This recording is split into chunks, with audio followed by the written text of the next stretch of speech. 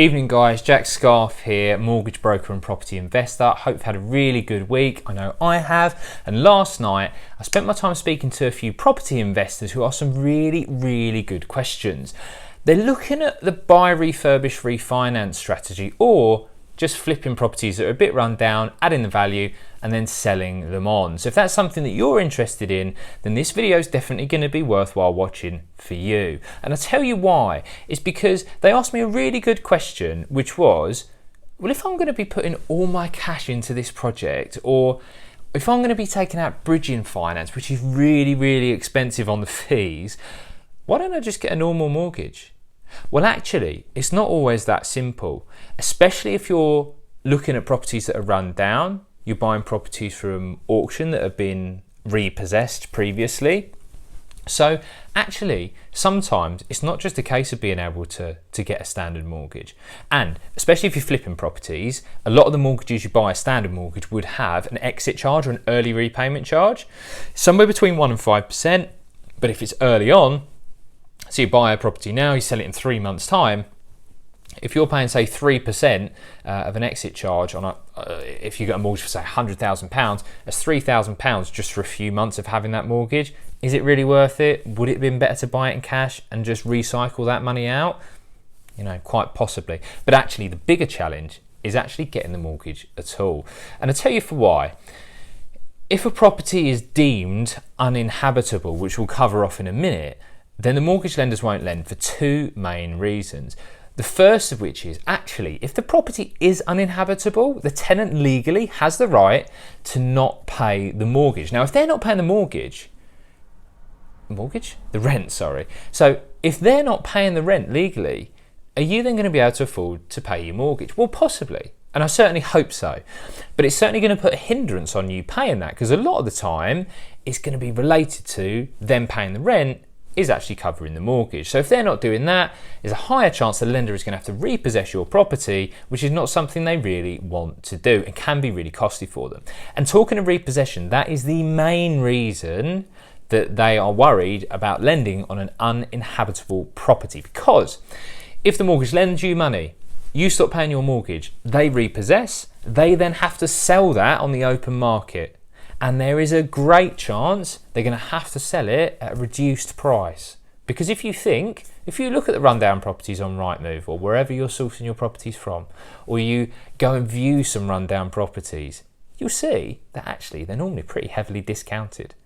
And the lender doesn't want to have to repossess the property and sell it massively discounted. Whereas if it's brand new, sparkling, and they can just sell it on the open market, it's going to be a hell of a lot easier for them.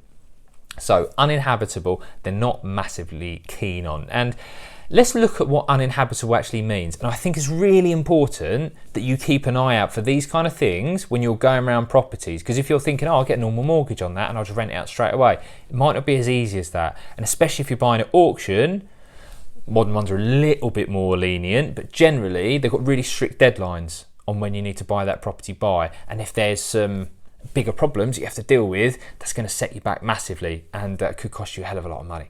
So what do we mean by uninhabitable? Well, the definition is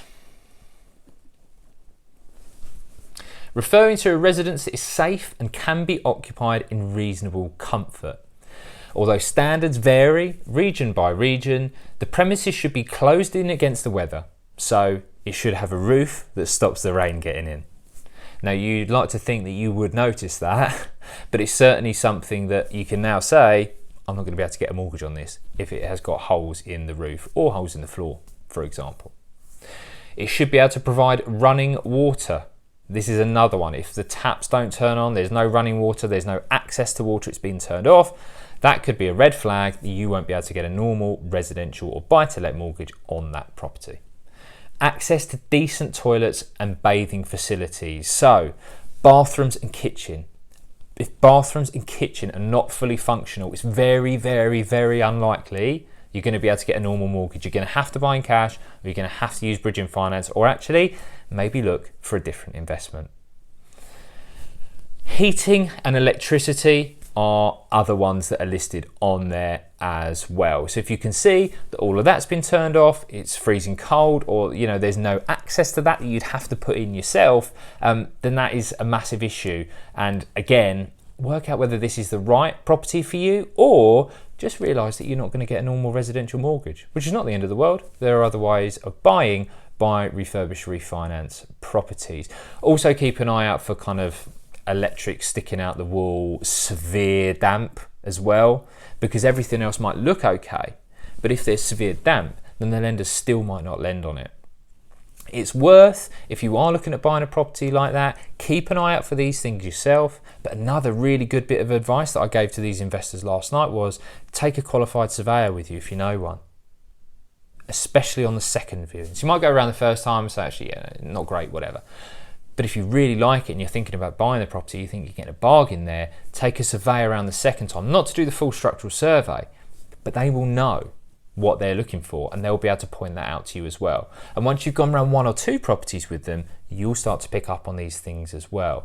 But I hope this video gives you an idea of what makes a property habitable and what makes a property uninhabitable. So if those things that I've listed are on there, then you know you're probably not going to get a standard mortgage. You're going to need to buy in cash, or you're going to need to buy it through bridging finance. Now, I can go through all of these things separately in terms of what bridging finance is, how much that actually costs, the buy, refurbish, refinance strategy. But for today, I just wanted to point out what makes property habitable, what makes it uninhabitable, so you don't have any nasty surprises when you buy a property at auction thinking you're just going to get a normal mortgage on it. And actually, it's a lot more difficult than that, and you have to take out routes that are more expensive, particularly bridging finance. So I hope you got some value from this.